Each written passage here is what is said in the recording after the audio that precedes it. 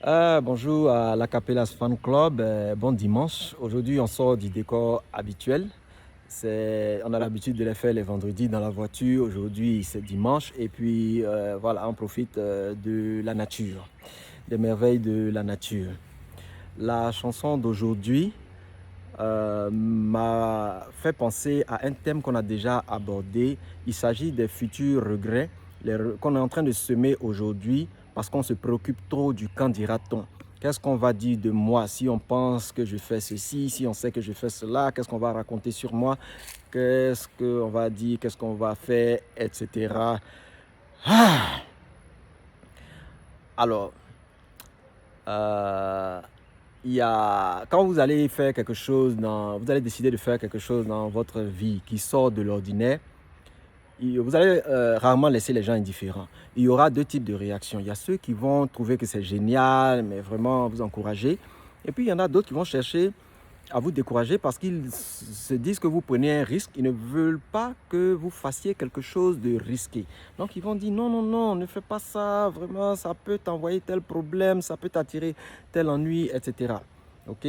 Aussi convaincus que vous soyez dans ce que vous allez faire, eux, ils vont chercher à vous dire de rester sur la voie qui est prouvée. Il ne faut pas sortir des sentiers battus. Ce qui me fait penser à certains artistes célèbres. Je pense par exemple à deux de chez nous, Mewe. Mewe, son père ne voulait pas qu'il soit musicien. Mewe, son père ne voulait pas qu'il chante. Tikenja Fakoli, son grand frère, ne voulait pas qu'il chante non plus. Il a même puni. Il a envoyé, enfin, il croyait le punir en l'envoyant au village. Mais aujourd'hui, quand vous regardez le Zoblazo, quand vous regardez Tikenja, l'un des artistes les plus engagés de sa génération aujourd'hui, les merveilles que ces deux-là seulement produisent, est-ce qu'ils auraient dû écouter ces personnes-là qui leur sont chères, hein, qui voulaient leur bien? Mais la réalité est que quand tu sens une inspiration qui vient de Dieu, cette inspiration-là doit dépasser ce que même ton papa ou ta maman est en train de dire. C'est ça la réalité. Je pense aussi à une histoire qui a été racontée par un célèbre comédien américain. Bon, il s'appelle Jim Carrey. Il y en a qui ne le connaissent peut-être pas parce qu'il est célèbre aux États-Unis, mais contrairement aux Denzel Washington qui sont connus mondialement, lui, c'est vraiment aux États-Unis qu'il est célèbre. Mais il a une carrière brillante en tant qu'artiste comédien. Il s'adressait un jour à des étudiants qui venaient de recevoir leur diplôme.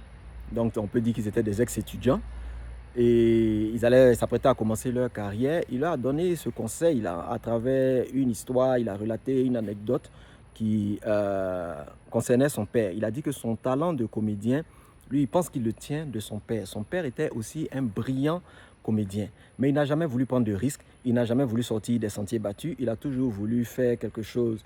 Il voulait avoir une activité où il allait avoir un salaire régulier qui allait lui permettre de s'occuper de sa famille et puis ne pas faire autre chose.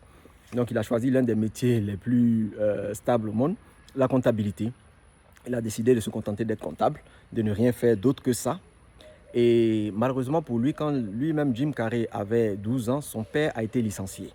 Il a été licencié, il était déjà âgé et donc il avait du mal, il n'a jamais pu retrouver un autre emploi de comptable au même niveau qu'il avait atteint. Sûrement parce qu'il y avait des gens plus jeunes que lui, plus dynamiques, moins chers, qui allaient coûter moins cher et puis qui étaient plus à l'aise avec l'outil informatique probablement.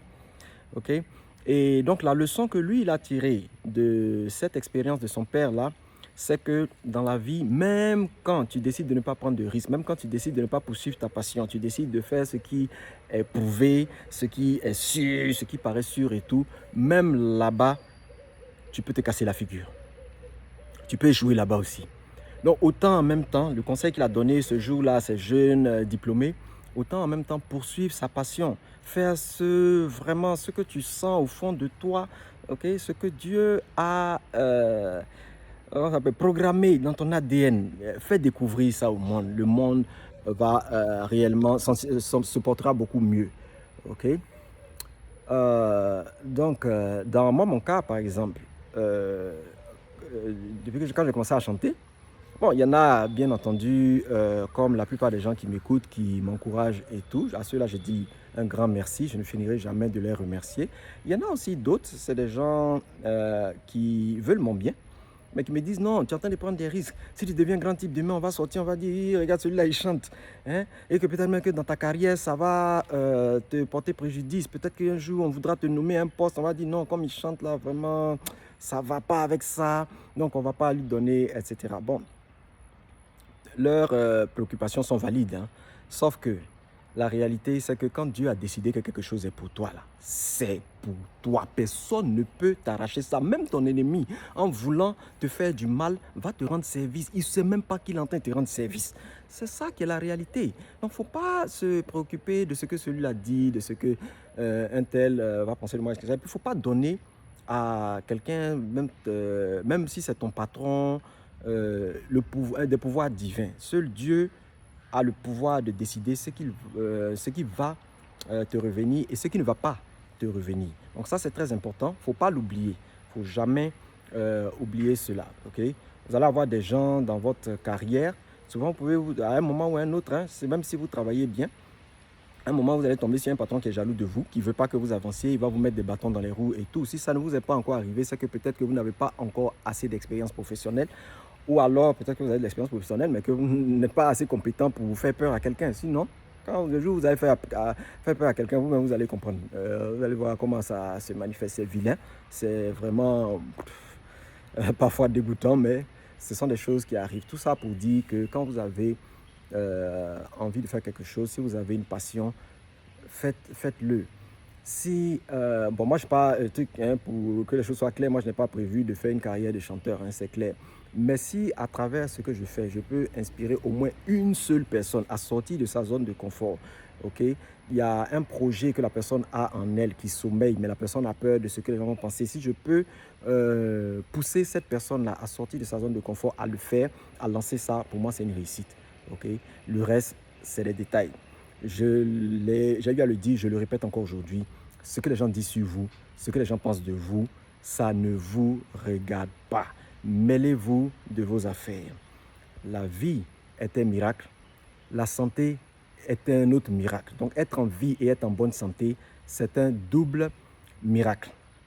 Alors, à tous les miraculés et les doubles miraculés de la Capellas Fan Club, je souhaite un très bon dimanche et je vous dis, réveillez le champion qui sommeille en vous, réveillez le génie qui sommeille en vous, faites en sorte que le monde en profite pour ne pas que demain, vous soyez en train de vous demander « et si j'avais essayé, et si j'avais fait ?» Sur ce, on se laisse et à la prochaine. Merci.